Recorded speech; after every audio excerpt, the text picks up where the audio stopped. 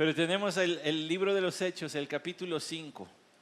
Y en este capítulo 5 que hemos estado ya considerando por algunas semanas, vimos las exigencias de Dios para su iglesia sigan siendo las mismas que siempre le ha exigido a sus siervos, santidad, y por eso reprendió a Ananías y Zafira de una forma durísima. El testimonio provocó conmoción y miedo entre los que se enteraron de estas cosas.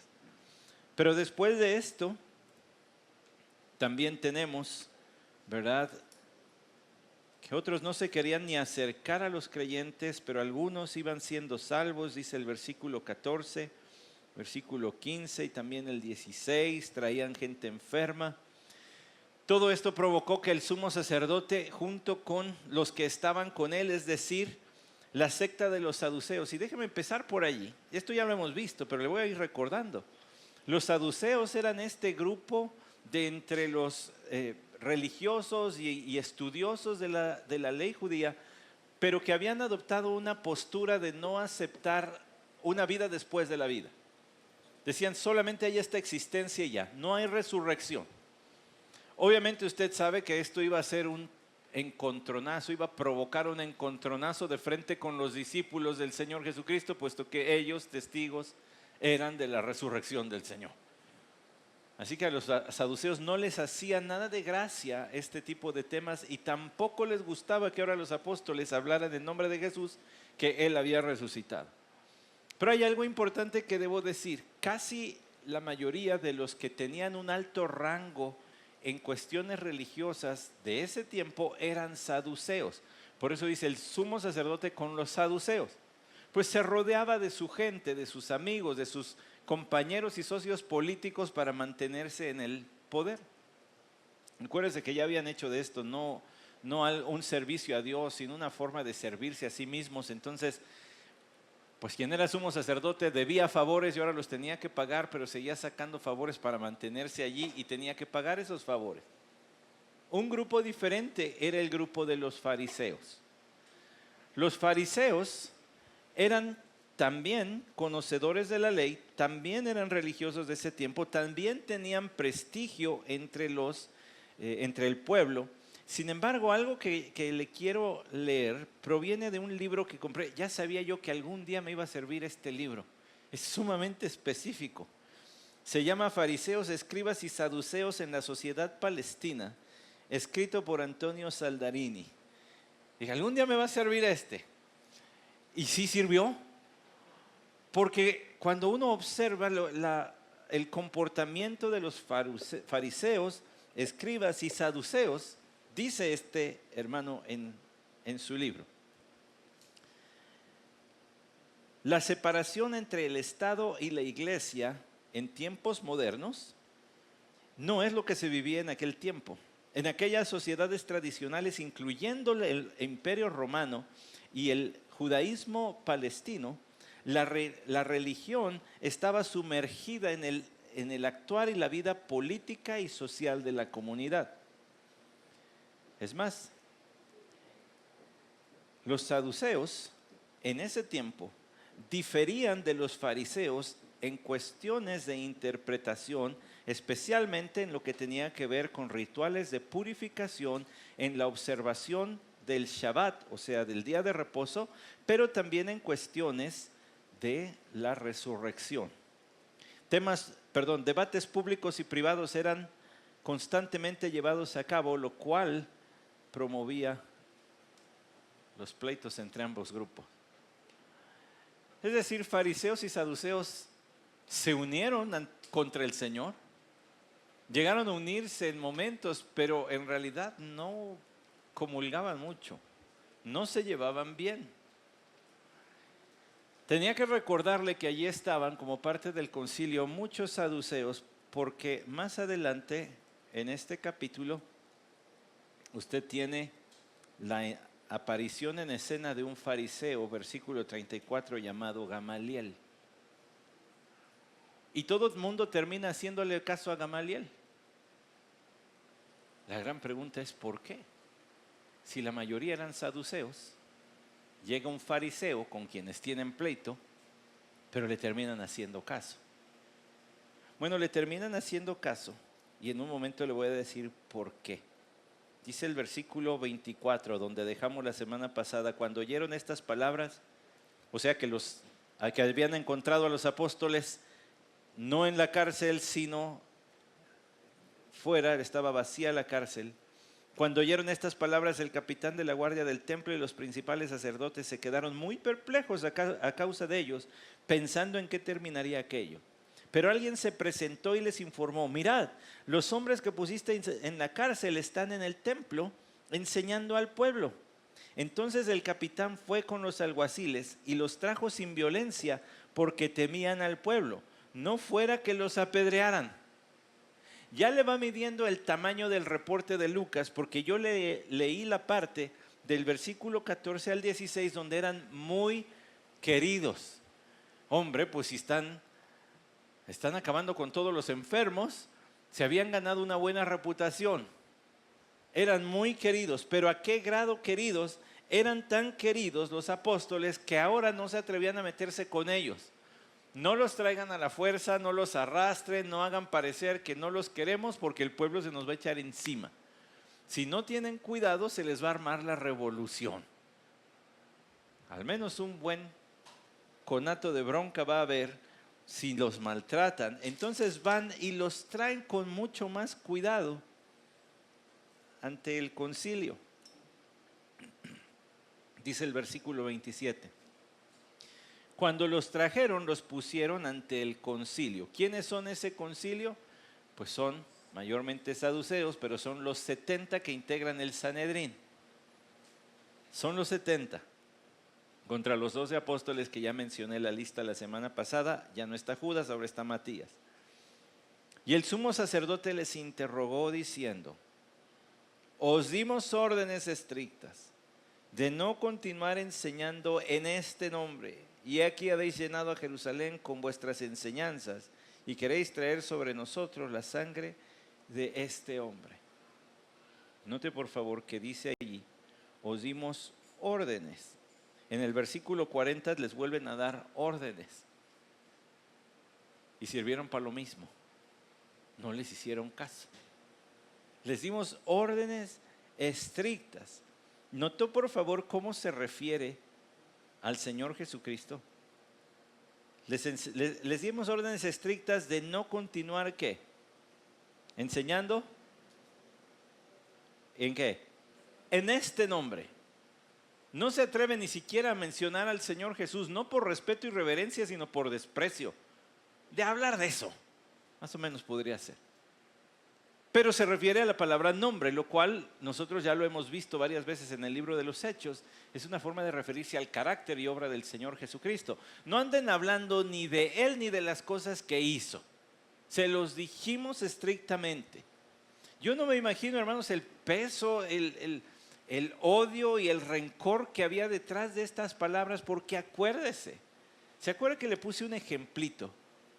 Le dije, es como si tomáramos al presidente de la Cámara de Senadores, algunos diputados, como si trajéramos al cardenal de México junto con algunos de sus más altos funcionarios de la Iglesia Católica y los sentaran allí, trajéramos campesinos en ropa sucia de la tierra, con su sombrero de andar trabajando el campo, y ellos tuvieran que comparecer ante estas otras personas de muchos estudios y de mucha tradición y etcétera.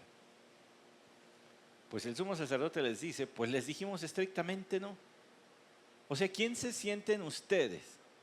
Les dijimos que no hablaran de este nombre y miren, habéis llenado Jerusalén de vuestras enseñanzas y queréis traer sobre nosotros la sangre otra vez de este hombre. En una forma peyorativa. Andan hablando de esto. Ahora, ¿qué piropazo se aventó? ¿Ya llenaron todo Jerusalén? ¿No estaría padre, hermanos? A ver, ustedes renovados, agárrenmelos a todos. Hasta los niños, llévenselos allí en la delegación. A ver, explíquenos por qué ya llenaron toda la Ciudad de México con este nombre. Estaría padre, ¿no? testimoniazo. Lo que estos enseñan ahora ya todo mundo lo conoce. Pues es como que, como dicen, ¿no? Meta de pareja, meta de iglesia, pues llenar la Ciudad de México. Que todo mundo sepa, qué bonito piropo, ya llenaron todo con su enseñanza. Ahora quiero hacerle ver algo. En el versículo 28 se refiere a las enseñanzas, porque está hablando de esto como su cuerpo de doctrina, aquello que profesan y enseñan. El verbo enseñar apareció también en el versículo 25, están enseñando al pueblo. Y luego va a aparecer también en el versículo 42, no cesaban de enseñar y predicar. Pero aquí en el versículo 25 y 42, tiene que ver con el acto de enseñar. Pero en el versículo que estamos considerando ahorita, que es 28, habla de sus enseñanzas como su doctrina, su cuerpo de enseñanza. Es curioso porque ahora ya les identifican que hay como una lista de temas que los identifican a ellos. O sea, la labor ha sido tan grande que ahora ya dicen sus enseñanzas. Ya saben. Si alguien habla de esto es porque ha estado en contacto con estos hombres. Vaya labor titánica. De verdad que estaban empoderados por el Espíritu Santo, pero dedicados de corazón a su labor porque ya se había llenado todo Jerusalén. Ahora le seguimos. Porque todavía no los veo emocionados. Y van a decir, ¿por qué está tan emocionado el pastor? Pues ahorita va a ver por qué estoy emocionado. Dice, y queréis traer sobre nosotros la sangre de este hombre. O sea, nos están echando la culpa para colmo. Lo cual deja ver lo que ya habíamos mencionado en las predicaciones que Pedro ha tenido, ¿verdad? En los capítulos anteriores. Usted sabe lo que Pedro les ha dicho. Versículo 10 del capítulo 4, sabed todos y todo el pueblo de Israel que en el nombre de Jesucristo el Nazareno, a quien vosotros crucificasteis y a quien Dios resucitó de los muertos. ¿Les estaba echando la culpa? Sí. Porque los autores intelectuales, si no materiales, esos fueron los romanos, los autores intelectuales fueron el Sanedrín. Nos quieren echar la sangre de este hombre encima, como si nosotros, pues ¿quién más? Ahora, si se regresa todavía un poquito más al capítulo 2,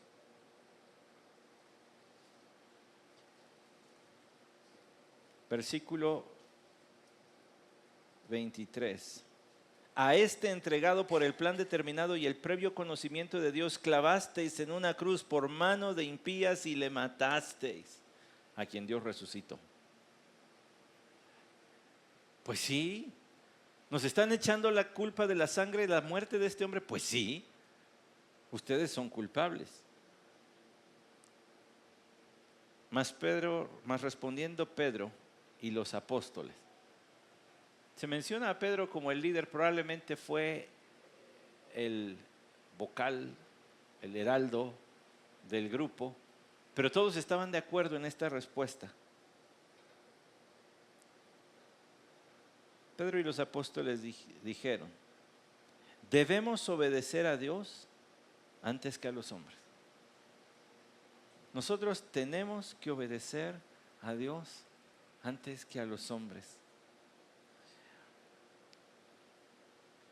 Usted se recuerda, ¿verdad?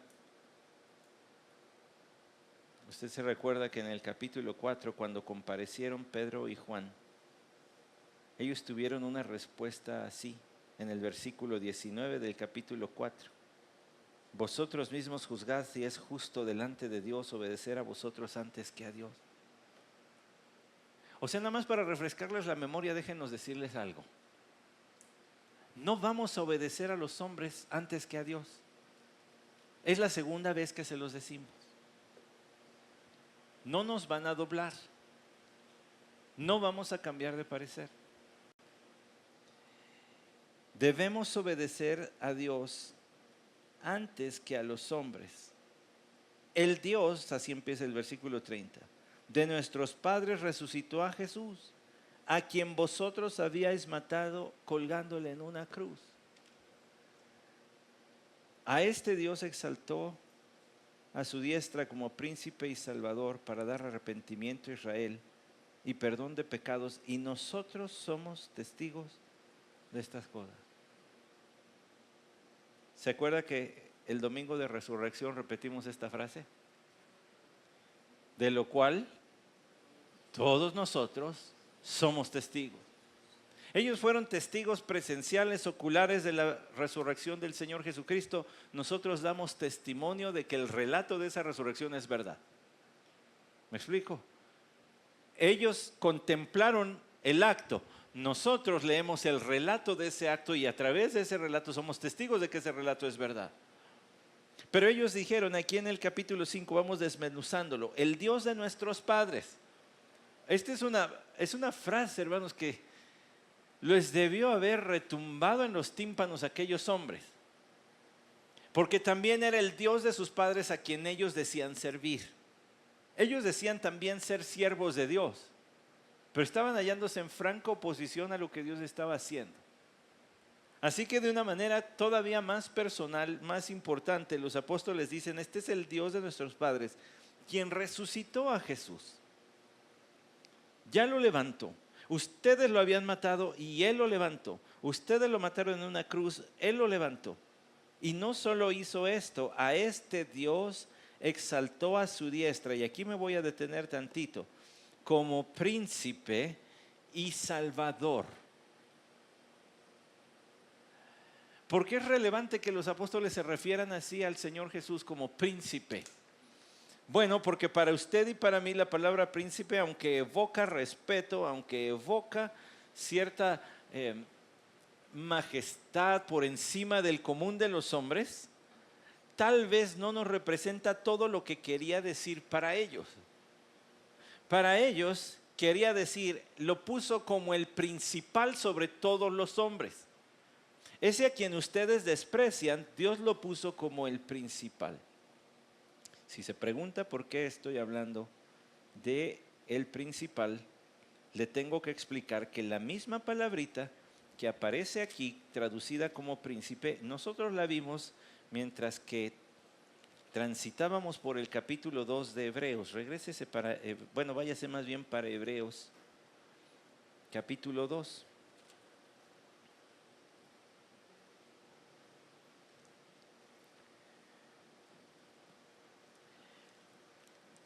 Allí vemos la exaltación de nuestro Señor Jesucristo.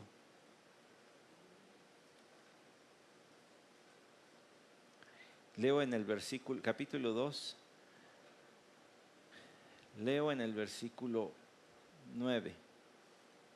Pero vemos a aquel que fue hecho un poco inferior a los ángeles, es decir, a Jesús, coronado de gloria y honor a causa del padecimiento de la muerte, para que por la gracia de Dios probara la muerte, porque convenía que aquel para quien son todas las cosas y por quien son todas las cosas, llevando muchos hijos a la gloria, hiciera perfecto por medio de los padecimientos al autor de la salvación de ellos.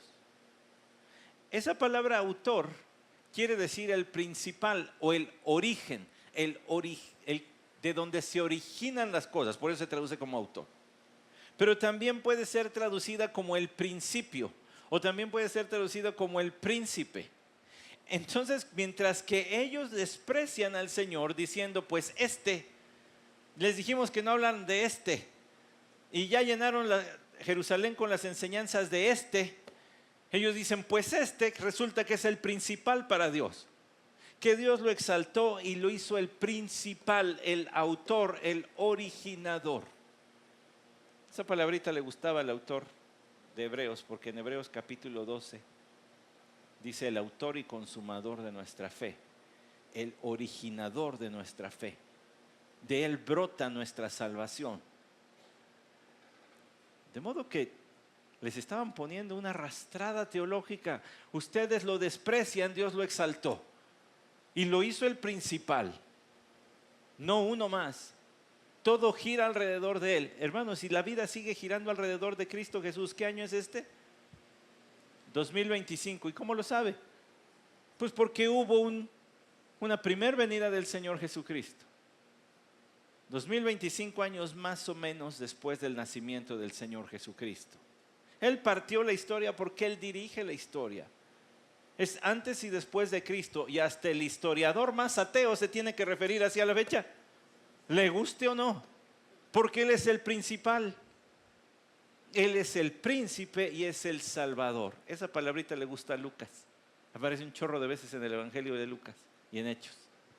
Él es el salvador. He aquí os ha nacido un salvador, que es Cristo el Señor. Él lo ha hecho el origen, el principal, pero también lo ha hecho el salvador. Y porque ya les habían ya les habían predicado el Evangelio, pero tenían el corazón endurecido. Les dijeron en el capítulo 4, porque no hay otro nombre bajo el cielo dado a los hombres en el que podamos ser salvos, dice el versículo 12. Es en el nombre de Jesús. Dios le dio el lugar del principal, aunque ustedes lo desprecien, y Dios le dio el título de Salvador porque a través de Él consumó la salvación. Y una escena que se suponía que debía haber sido de intimidación. Tenemos aquí a las máximas autoridades, estos sencillos ex pescadores, ex recaudador de impuestos y ex lo que hayan sido cada uno de ellos, ahora les están dando una revolcada en teología porque ellos conocen la verdad. Y llenos del Espíritu Santo hablaban así. Dios lo exaltó a su diestra y ellos entendían bien claro lo que es estar a la diestra de alguien. No es nada más sentarse aquí, sino es el lugar de honor. Y lo puso como príncipe y lo puso como salvador. Y mire ahora esta lección para dar arrepentimiento a Israel y perdón de pecados.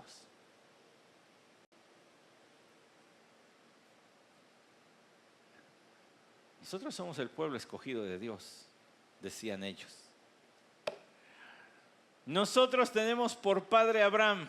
¿No le dijeron al Señor? Y el Señor les dijo, su padre es el diablo. No se parecen al hombre de la fe, al padre de la fe, se parecen más al diablo que al padre de la fe. El parecido familiar corresponde al de la familia satánica, no al de la familia de la fe. Así que ni digan. Pero aquí dice para dar arrepentimiento a Israel. El mensaje de Juan el Bautista era arrepentidos porque el reino de los cielos se ha acercado. El mensaje del Señor Jesucristo era arrepentidos porque el reino de los cielos se ha acercado. El mensaje de los apóstoles en Hechos capítulo 2 dijo Pedro, arrepentíos y bautícese cada uno para perdón de pecados. Arrepentimiento a la nación escogida de Dios.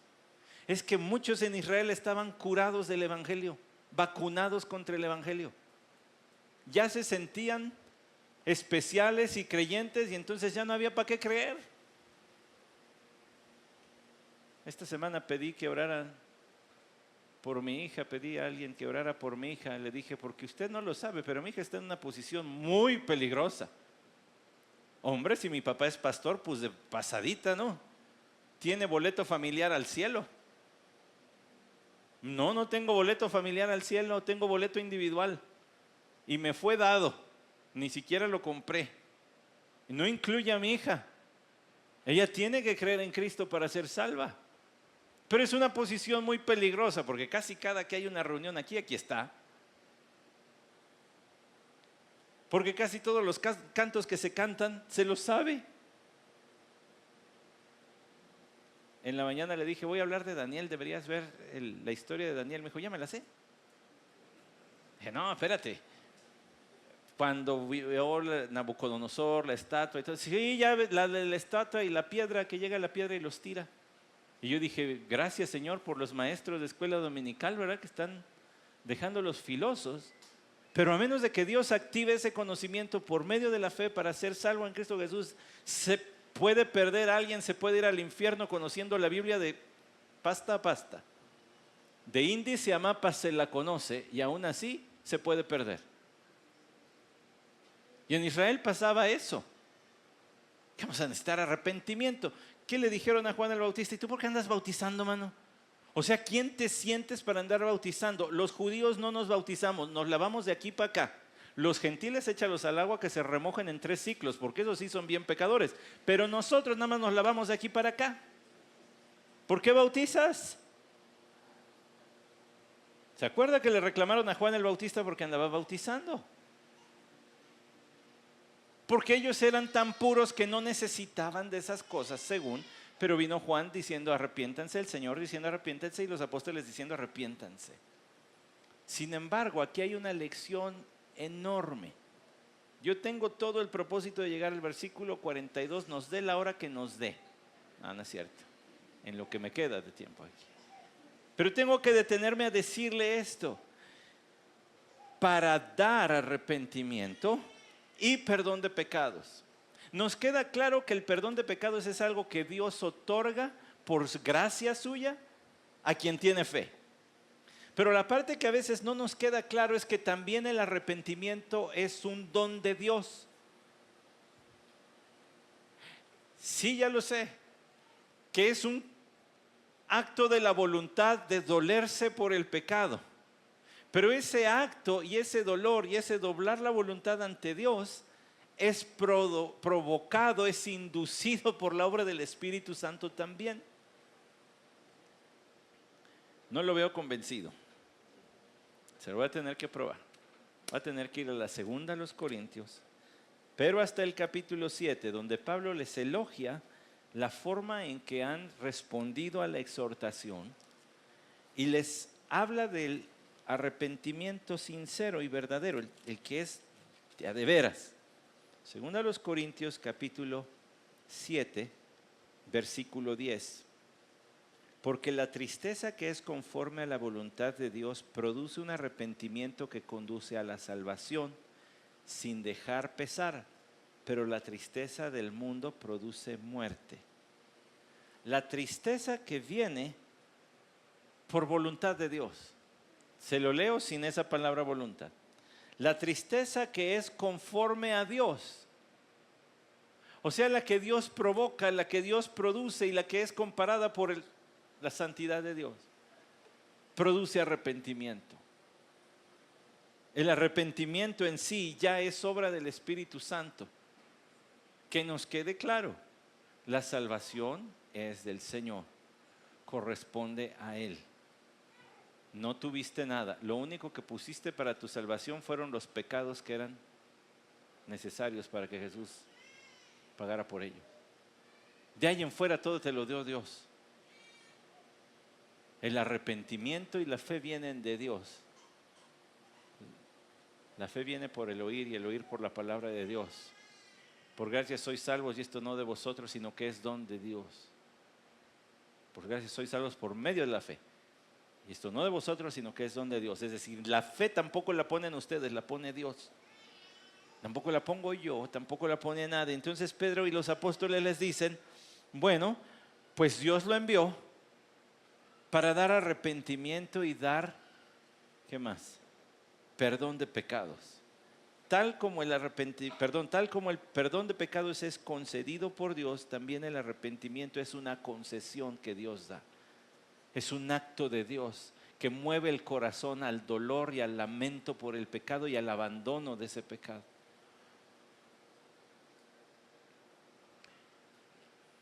Usted puede asentir y gozarse en esta verdad. Qué bueno. Pero ahí está la razón de por qué a veces siente que predica y nadie cree. Porque no es un argumento convincente y elocuente, aunque nuestra predicación del Evangelio debe ser elocuente, o sea, ordenada, organizada, elocuente, pero no son los argumentos. Si Dios no lo hace, vamos a rebotar contra la pared. Nomás no se puede. Y ahí se aunan otras enseñanzas bíblicas como que el hombre está muerto en sus delitos y pecados. Usted se acerca a un cadáver y le grita al oído, ¿y qué hace? Pues nada. Usted le grita al oído de una persona viva y se quita. No lo haga, ¿verdad? Es mala onda. Pero si lo hace con un cadáver no pasa nada. 1 de febrero de 1978 cayó en martes. 5 días después algún día de febrero, primer domingo, este servidor ya estaba en el templo. Y hasta los 18 años de edad me sobraban dedos de una mano para decir cuántos domingos me había perdido de estar en un templo.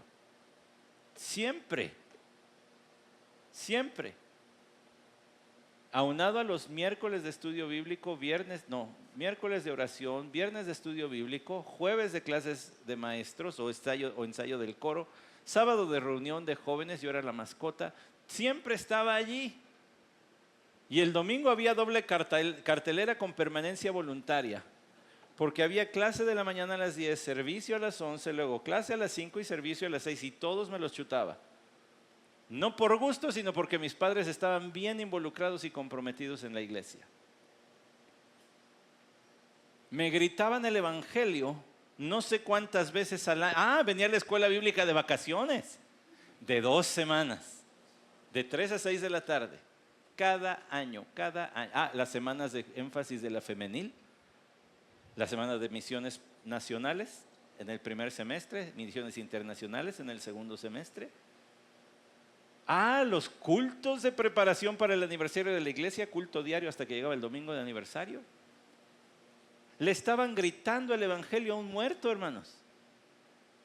¿Cuántas veces fui expuesto al evangelio de Jesucristo? No lo sé.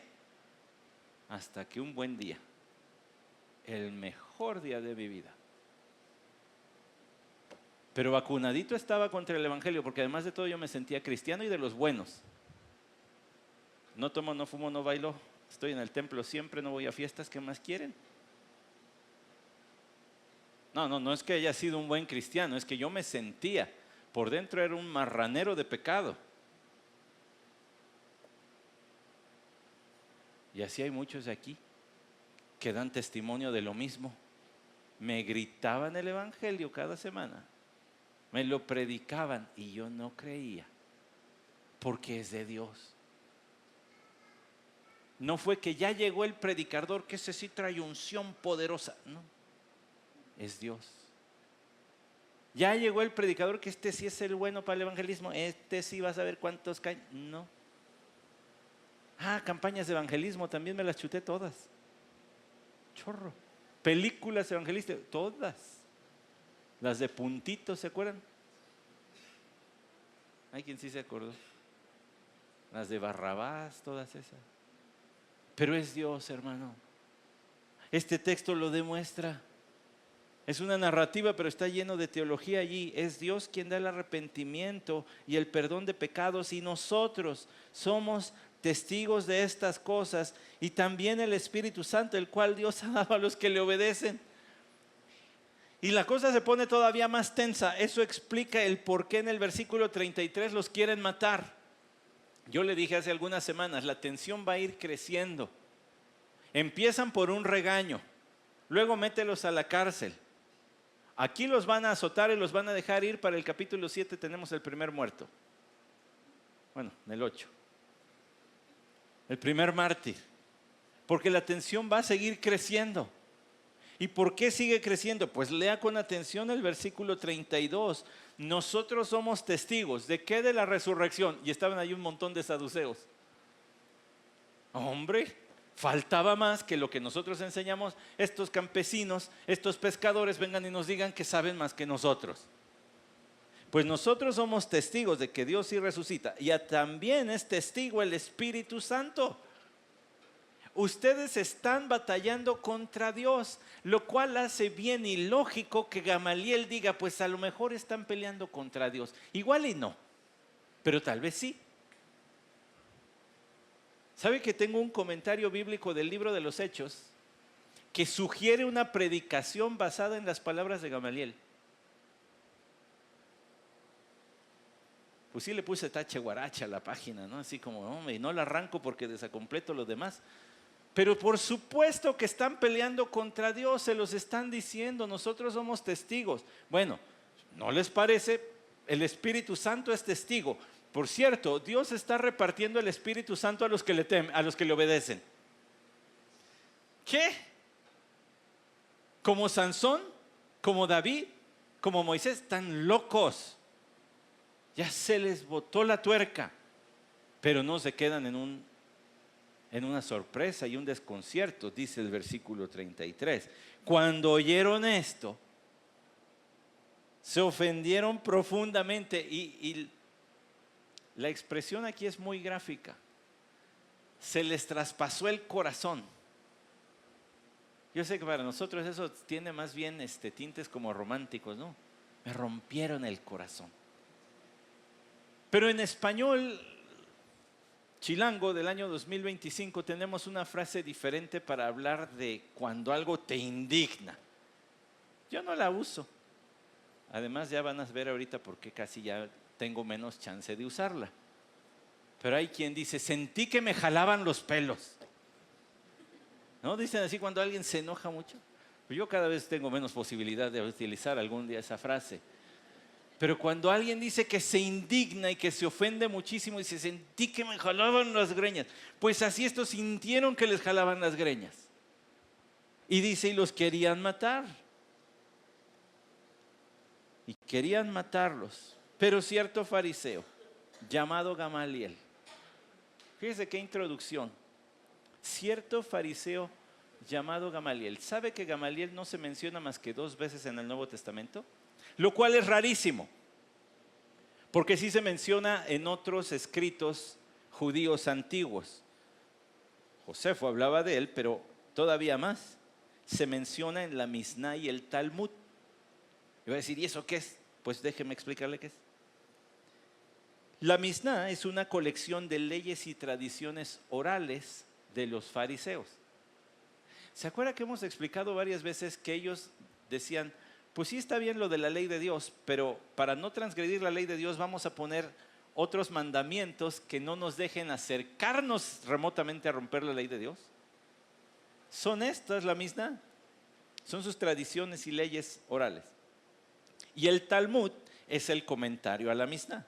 En esos 2 documentos sí se menciona a Gamaliel, quien fue el nieto de un maestro muy reconocido antiguo de los judíos llamado Hillel. Hillel llevaba el apodo de Hasaken, que quiere decir el anciano. También usted sabe que en la organización judía había grupos de ancianos en cada pueblo para decidir los asuntos de la comunidad o disputas entre iguales. Bueno, este era conocido como el anciano de ancianos. A donde llegaba tenía preferencia de hablar. Cualquier pueblo donde anduvieran, el grupo de ancianos lo tomaba como vente aquí. Si hay algo, aquí estás con nosotros. Lugar privilegiado. Bueno, su nieto se llamó Gamaliel. De Gamaliel debemos decir que era un hombre, un maestro sumamente reconocido, puesto que fue, si no el primero, uno de los primeros en ser apodados Rabán. Yo sé que se acuerda de Paco y sus lociones. Pero ¿cómo se dice maestro en hebreo? Rabí, ¿cierto?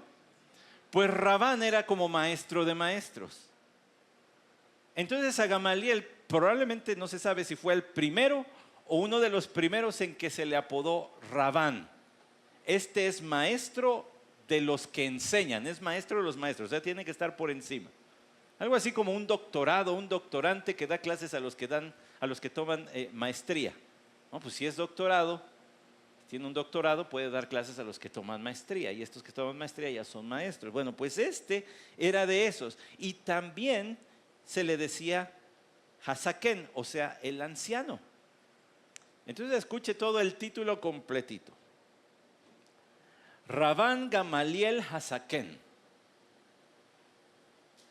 Maestro de maestros Gamaliel, el anciano de ancianos.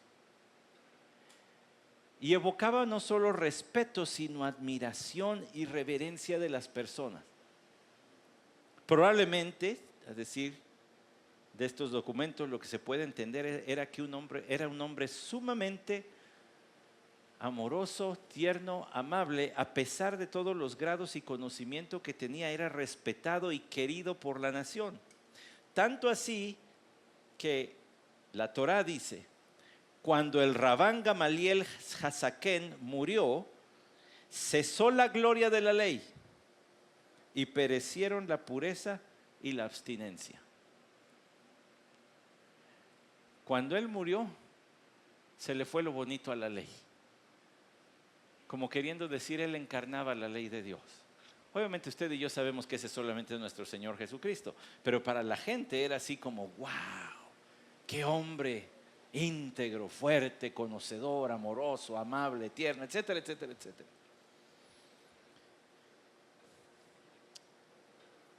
Lo bueno es que la Biblia no hace caravanas a nadie, le da honor solamente a uno. Y aquí Gamaliel dio un consejito. Dice allí, pero cierto fariseo llamado Gamaliel, o sea, del bando opuesto de los saduceos, maestro de la ley, respetado por todo el pueblo. Ahora ya sabe qué tipo de respeto tenía. Se levantó en el concilio y ordenó que sacaran fuera a los hombres por un momento. Sacaran a los discípulos. Y les dijo, varones de Israel, tened cuidado de lo que vais a hacer con estos hombres. Porque hace algún tiempo Teudas se levantó pretendiendo ser alguien y un grupo como de 400 hombres se unió a él. Y fue muerto y todos los que se le seguían fueron dispersos y reducidos a nada. Después de él se levantó Judas de Galilea en los días del censo y llevó mucha gente tras sí. Él también pereció y todos los que le seguían se dispersaron. Note por favor el argumento histórico que él saca. De este Teudas no hay mucho que decir más que lo que dice aquí, no se sabe. Hubo otros hombres llamados Teudas más adelante que sí están en los anales de la historia judía. De este no se sabe en ese tiempo a quién se refería. Y tampoco se sabe mucho porque apenas le siguieron 400 hombres. Tampoco era como que hoy levantó una super revolución. Pocos. Después su segundo argumento histórico es el de Judas de Galilea en los días del censo. Y este dice sí llevó mucha gente tras sí. Pero también murió y su gente se dispersó, como los de Teudas. Eso no es lo principal. Note lo que dice su conclusión. Versículo 38. Por tanto, en este caso os digo que no tengáis nada que ver con estos hombres y dejadlos en paz, porque si este plan acción es de los hombres, perecerá. Pero si es de Dios, no podréis destruirlos, no sea que os halléis luchando contra Dios. O sea, si tiene arrastre es de Dios, si no tiene arrastre no es de Dios. Esa es su premisa. Si jala, gente, aguas, es de Dios. Si no, no es. Déjeme decirle que hay una cosa que sí debemos reconocer de su consejo. El consejo es sabio en el sentido de que previene un posible amotinamiento de la gente que quería mucho a los apóstoles por lo que recibían de ellos. En ese sentido sí es sabio. Pero en el otro sentido no puede ser más mundanote el buen Gama. O sea, si jala es de Dios, si no jala no es de Dios. ¿En serio? Si eso le hubieran dicho a Moisés durante las primeras 9 plagas, él hubiera desistido y hubiera dicho, no, ni se puede. No más no da. ¿La adversidad significa que algo no es de Dios? No. ¿La prosperidad, abundancia, el arrastre de gente significa que algo sí es de Dios? Hay pares de sufrir por todos lados. Hay la luz del mundo en toda la costa oeste de nuestro país. Y vea el cochinero que es.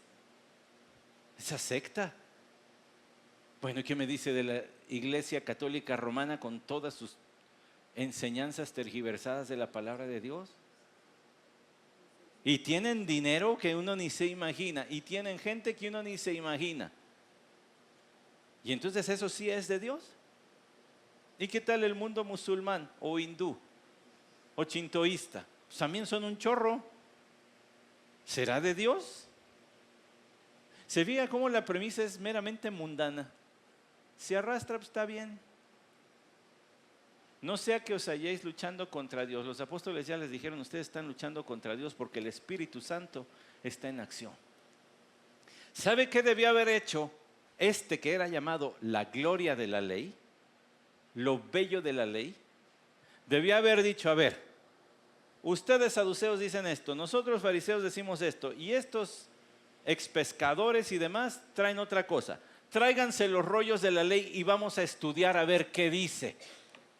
A ver si este Jesús encaja en las profecías del Antiguo Testamento a ver si es verdad. Debió haber sacado las Escrituras y comparar todo allí, no a su éxito. De nada le sirvió todo su conocimiento.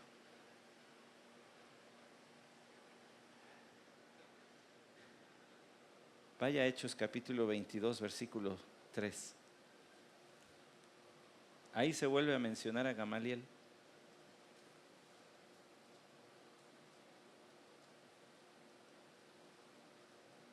Yo soy judío, nacido en Tarso de Cilicia, pero criado en esta ciudad, educado bajo Gamaliel, en estricta conformidad a la ley de nuestros padres, siendo tan celoso de Dios como todos vosotros lo sois hoy. ¿Quién estaba hablando? Pablo, su discípulo más ilustre, pero que sí fue hallado por la gracia de Dios.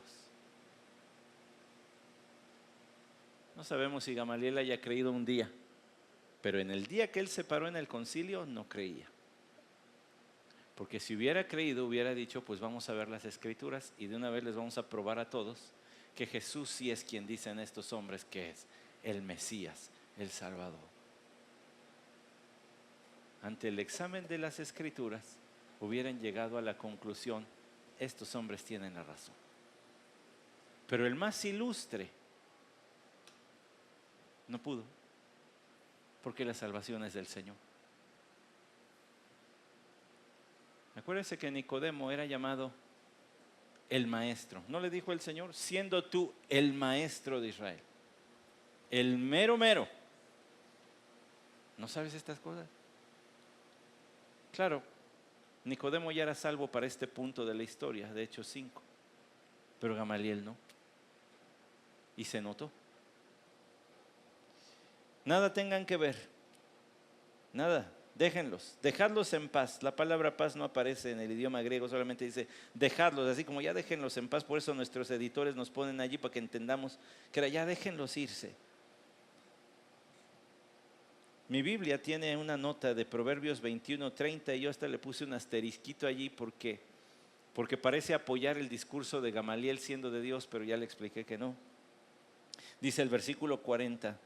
Ellos aceptaron su consejo y después de llamar a los apóstoles los azotaron y les ordenaron que no hablaran en el nombre de Jesús y los soltaron. Pues si son inocentes, ¿por qué los azotes? Pues nada más una forma de soltar tantito su ira, su odio. Pero es injusto lo que padecieron. Sin embargo, aunque era injusto, los soltaron. Dice, les ordenaron que no hablaran en el nombre del Señor. Ellos pues salieron de la presencia del concilio regocijándose que hubieran sido tenidos por dignos de padecer afrenta por su nombre. No salieron diciendo, ay, pobrecitos de nosotros, ahora sí se puso feo, a ver qué va a pasar. Ah, vientos, ya sufrimos por el Señor. ¿Se acuerda que en Mateo 10:28 el Señor habló que iban a sufrir? Y seréis llevados por causa de mi nombre entre reyes y eminencias.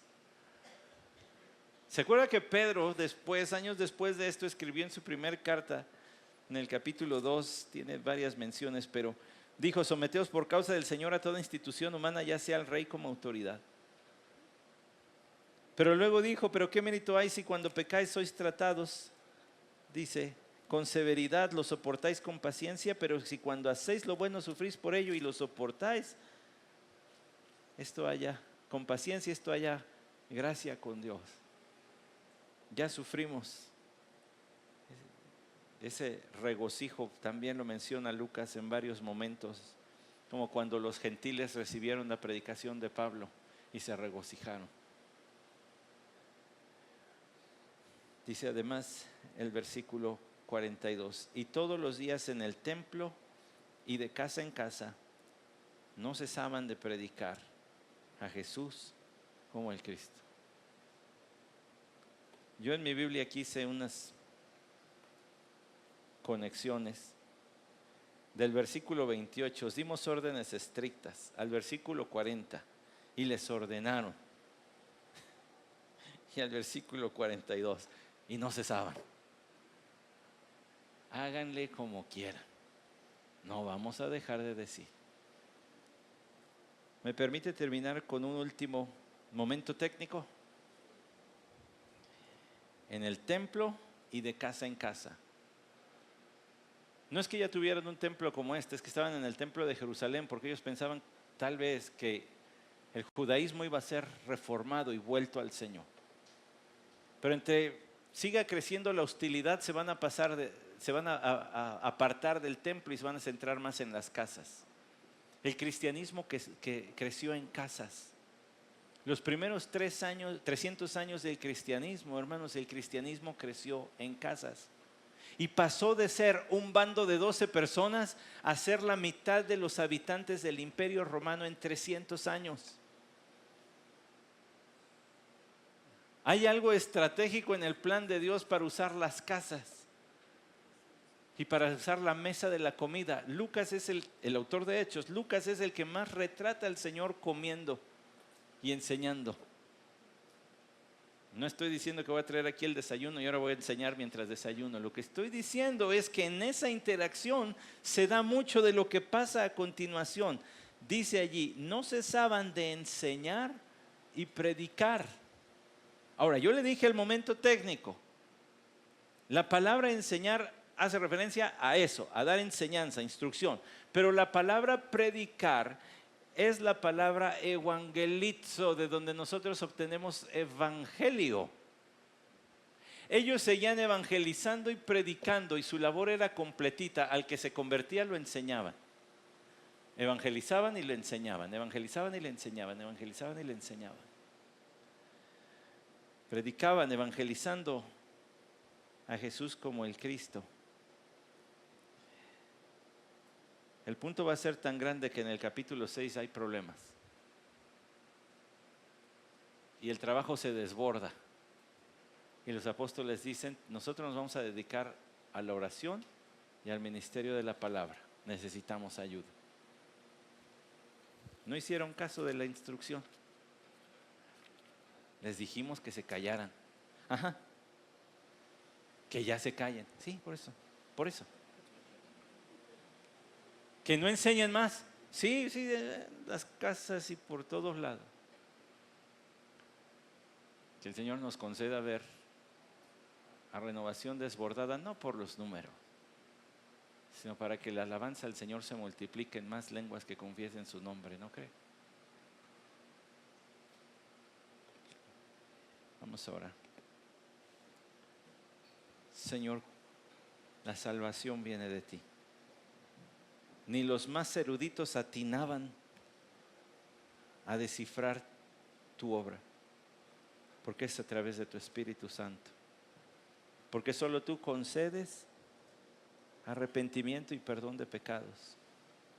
Y porque esta palabra tiene que seguir siendo proclamada mientras que edificamos las almas unos de los otros entre creyentes, tenemos que seguir evangelizando las almas de los que no creen. Y mientras tanto exaltando a Cristo como el Señor. Para eso existe esta iglesia, Señor, para evangelizar, edificar y exaltar. Concédenos así hacer tu voluntad. Convierte cada día de nuestras vidas en una campaña evangelística, en una clase de discipulado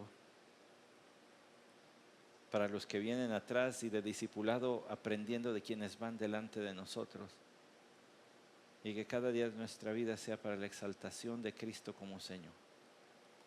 Amén.